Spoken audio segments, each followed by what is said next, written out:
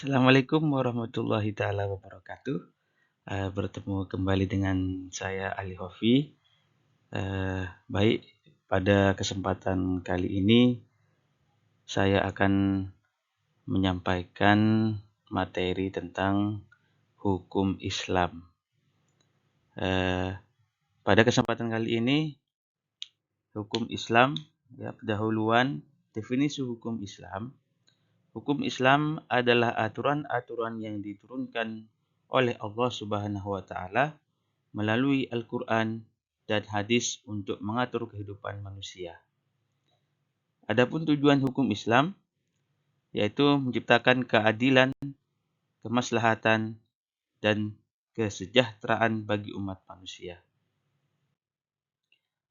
Sumber hukum Islam. Sumber hukum Islam itu ada 4. Yang pertama adalah Al-Qur'an, hadis, ijma, dan qiyas. Al-Qur'an adalah wahyu Allah Subhanahu wa taala sebagai sumber utama hukum. Hadis. Hadis adalah perkataan, perbuatan, dan persetujuan Nabi Muhammad SAW. Ijma. Ijma adalah kesepakatan para ulama atas suatu hukum setelah wafatnya Nabi. Qiyas. Qiyas adalah analogi hukum berdasarkan nas Al-Qur'an atau hadis. Adapun klasifikasi hukum Islam itu ada 5.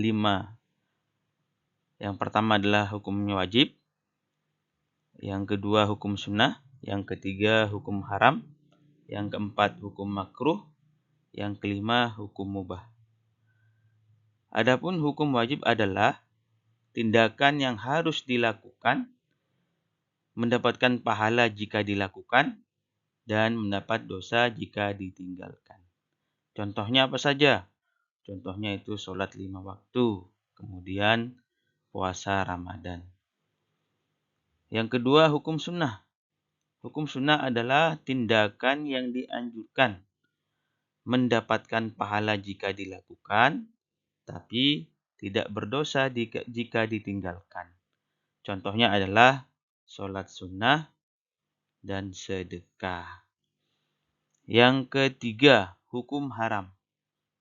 Hukum haram adalah tindakan yang dilarang, mendapat dosa jika dilakukan. Apa contohnya? Contohnya adalah mencuri, minum alkohol, dan berzina. Yang keempat, hukum makruh. Hukum makruh adalah tindakan yang sebaiknya dihindari, namun tidak berdosa jika dilakukan, tapi kita mendapat pahala jika meninggalkannya. Contohnya apa?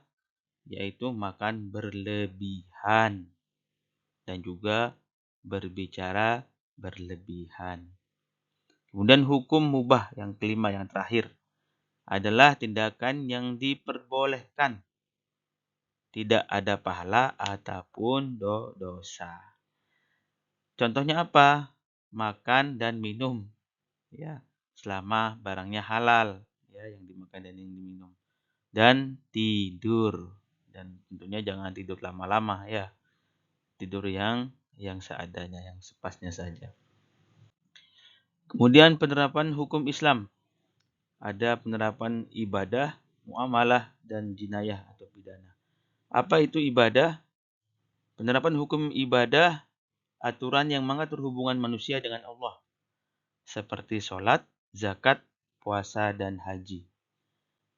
Penerapan hukum Islam muamalah, yaitu aturan yang mengatur hubungan antar manusia dalam aktivitas sosial, seperti jual beli, sewa menyewa, dan kontrak. Kemudian penerapan hukum Islam jinayah atau pidana, aturan terkait pelanggaran hukum dan hukuman seperti qisas, diyat, dan hudud. Contoh kasus penerapan hukum Islam. Ada 2 contoh kasusnya. Yang pertama kasus perdata, yang kedua kasus pidana. Kasus perdata yaitu pembagian harta warisan berdasarkan hukum faraid. Kasus pidana, hukum qisas balasan sebanding dalam kasus pembunuhan.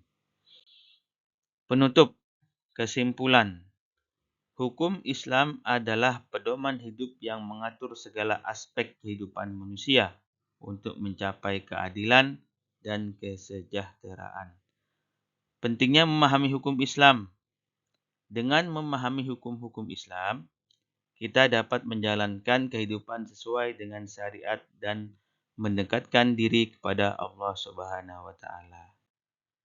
Terima kasih atas perhatiannya. Semoga bermanfaat untuk kita semua. Wabillahi taufiq wal hidayah. Wassalamualaikum warahmatullahi taala wabarakatuh.